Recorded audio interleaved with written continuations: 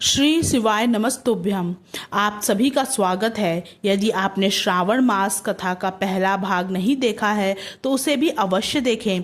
आज हम लेकर आए हैं श्रावण मास कथा का दूसरा अध्याय, जिसमें भगवान शिव स्वयं स्नान माह के महत्व, व्रत, पूजा और नियमों का वर्णन करते हैं। आइए बिना देर किए कथा प्रारंभ करते हैं। भगवान शिव ने कहा कि श्रावण मास केवल एक साधारण महीना नहीं, बल्कि आत्मा की शुद्धि और भगवान की कृपा प्राप्त करने का श्रेष्ठ अवसर है। जो भी श्रद्धा और विश्वास के साथ इस पूरे महीने शिव की आराधना करता है, उसके जीवन के अनेक कष्ट दूर हो जाते हैं और उसे मनचाहा फल प्राप्त होता है। शिव जी ने बताया कि सावन के प्रत्येक दिन रुद्राभिषेक, जलाभिषेक और ओम नमः शिवाय मंत्र का जाप अत्यंत पुण्यदायी है। यदि कोई व्यक्ति प्रतिदिन ऐसा नहीं कर सकता तो कम से कम सोमवार के दिन अवश्य भगवान शिव का पूजन करें। बेलपत्र, धतूरा, आक, सफेद पुष्प, फल और शुद्ध जल अर्पित करने से भोलेनाथ शीघ्र प्रसन्न होते हैं।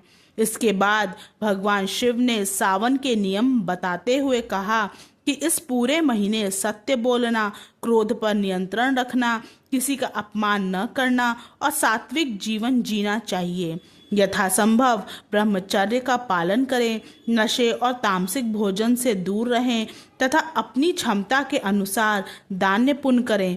जो व्यक्ति इन नियमों का पालन करता है, उसके जीवन में सुख, शांति और समृद्धि का आगमन होता है।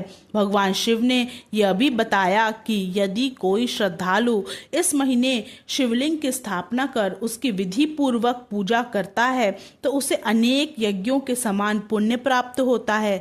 भगवान शिव का नाम स्मरण करना, शिव पुराण सुनना और दूसरों को धर्म का ज्ञान देना भी अत्यंत फलदायी माना जाता है। इसके बाद शिव जी ने सावन के व्रतों का महत्व बताया। विशेष रूप से सावन सोमवार का व्रत अत्यंत शुभ माना गया है। इसके अलावा मंगलवार को मंगला गौरी व्रत तथा तिथियों के अनुसार किए जाने वाले अन्य व्रत भी भक्तों को पुण्य और मनोकामना सिद्धि प्रदान करते हैं। व्रत केवल भोजन त्यागने का नाम नहीं है, बल्कि मन, वचन और कर्म की पवित्रता बनाए रखना ही सच्चा व्रत है। भगवान शिव ने आगे चातुर्मास का भी उल्लेख किया। उन्होंने कहा कि इस अवधि में मनुष्य को सात्विक आहार ग्रहण करना चाहिए और ऋतु के अनुसार कुछ खाद्य पदार्थों का त्याग करना चाहिए।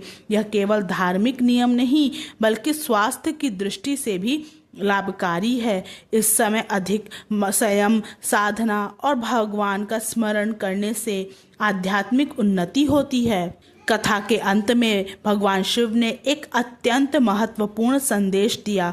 उन्होंने कहा कि भगवान शिव और भगवान विष्णु में कोई भेद नहीं है।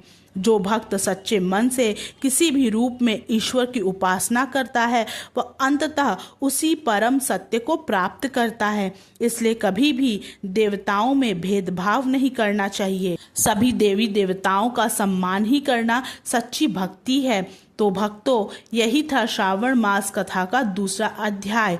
यदि आप सावन के इन नियमों का पालन करेंगे तो भगवान शिव की कृपा अवश्य प्राप्त होगी। यदि आपको यह कथा पसंद आई हो तो वीडियो को लाइक करें, अपने परिवार और मित्रों के साथ शेयर करें और चैनल को सब्सक्राइब करना ना भूलें। हर हर महादेव।